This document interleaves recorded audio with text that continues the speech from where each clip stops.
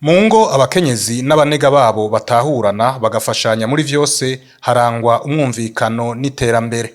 Uno munsi tuhere mu rudandazwa. Nibogora Christine wo ku mugwa mukuru w'intara ya Kayanza amenyesha ingene yorohewe mu rudandazwa rwiwe njabukambibe akora kuko umunega wiwe amutahura. Ntanguye kudandaza hari utuntu wazuragura ntuzenya ukagura nk'agahene akagurube kuburyo utabura amafaranga mu ntoke.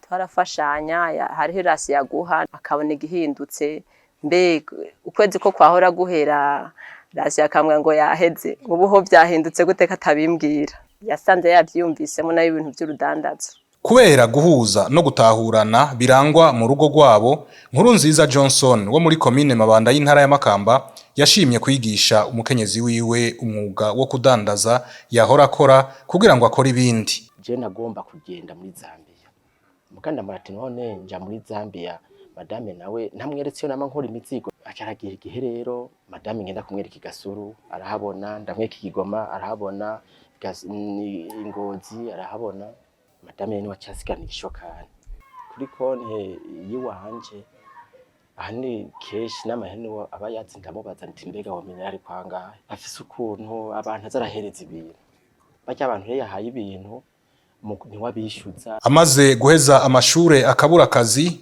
bivanye no guhuza no gutahurana birangwa mu rugo rwabo, Ndayikunda Foibe wo ku mugwa mukuru w'intara ya Rumonge yaciye asaba umugabo wiwe umutahe kugira ngo akore urudandazwa. Urwo rudandazwa ndengambibe narutanguye kuva mu 2015 mu gutangura ivyo bikorwa nari ngihejeje ishure nibaza yuko ubu akazi kazoboneka.